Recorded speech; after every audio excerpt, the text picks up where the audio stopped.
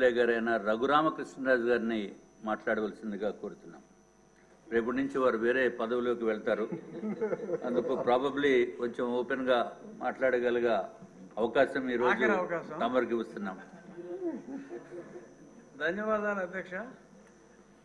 రేపటి నుంచి నా కష్టాన్ని గుర్తించి ఈరోజే నాకు మాట్లాడే అవకాశం ఇచ్చినందుకు మీకు నా హృదయపూర్వక ధన్యవాదాలు.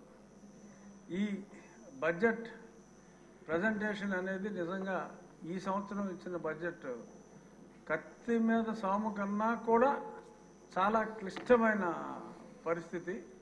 ఎందుకంటే మనం ఊహించుకున్నది వేరు, ఊహించుకున్న దాన్ని మించి ఆర్థికంగా అస్తవ్యస్తంగా మారిపోయింది. వచ్చిన తర్వాత ఆ లెక్కలు చూసి ఆర్థిక మంత్రి గారే అసలు ఆ షాక్ నుంచి బయటపడటానికి కూడా చాలా రోజులు పట్టింది.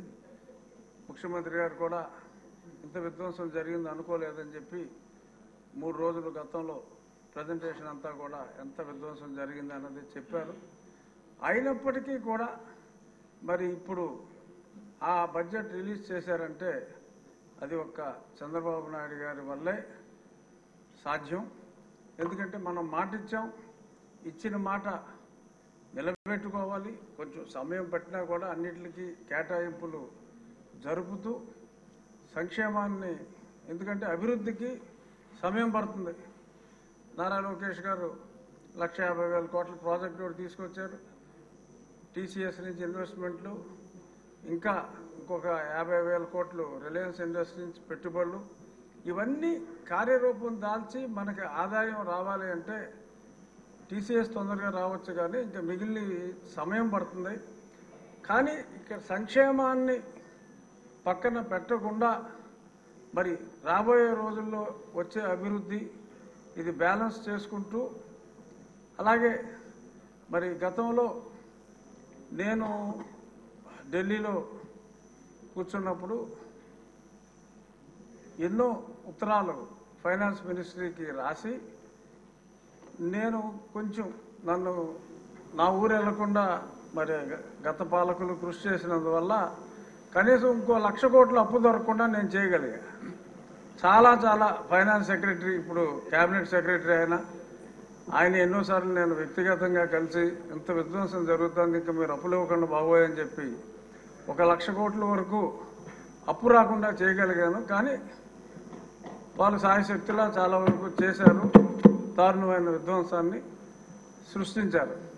ఇప్పుడు ఎమ్మెల్యేలుగా మా అందరి బాధ్యత ఏమిటంటే, ముఖ్యమంత్రి గారు, ఆర్థిక మంత్రి గారు ఎన్ని నిద్రలేని రాత్రులు గడుపుతున్నారు. వారు ప్రజలకు ఇచ్చిన మాట నిలబెట్టుకోవటానికి ఎంత కష్టపడుతున్నారు. సంక్షేమ పథకాలు అన్నీ అమలు చేయగలం, కానీ దానికి కొంత సమయం కావాలి.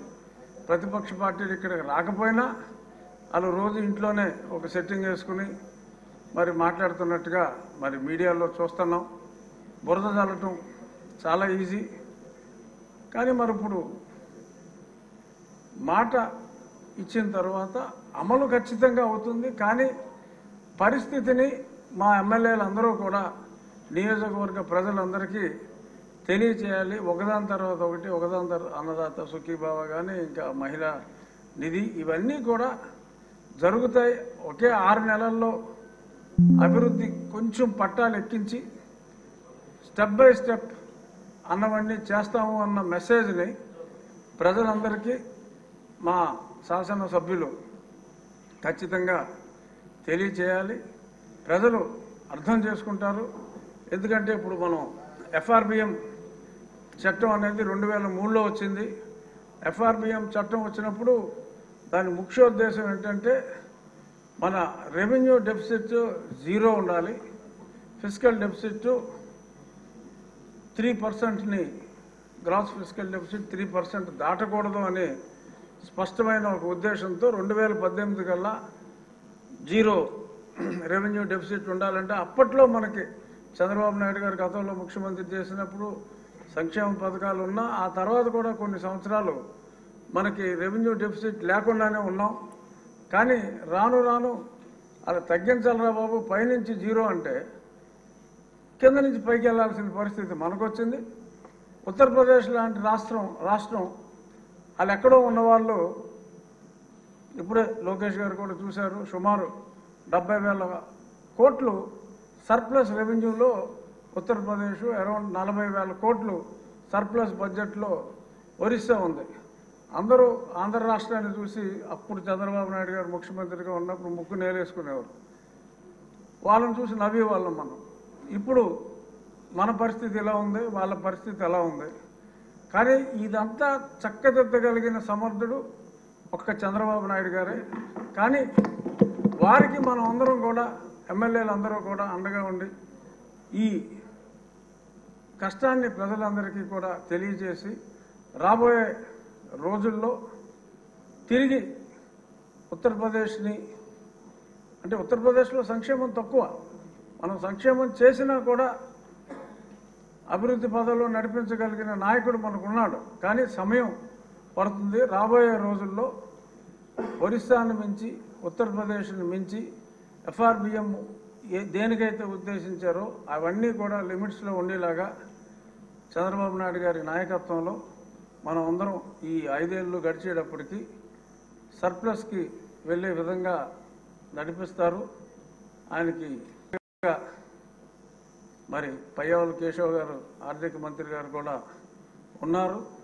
అభివృద్ధి బాటలో నడిపించడానికి, పరిశ్రమలు తీసుకురావడానికి, మరి టాటా పరిశ్రమలు కొన్ని వచ్చినప్పుడు మరి లోకేష్ గారు కూడా ఎయిర్పోర్ట్కి వెళ్ళి రిసీవ్ చేసుకుని ఎయిర్పోర్ట్కి వెళ్ళి డ్రాప్ చేయటం అంటే ఆ కమిట్మెంట్ ఉంటేనే సాధ్యం. వీళ్ళందరి నాయకత్వంలో డెఫినెట్గా రాష్ట్రం ఆర్థికంగా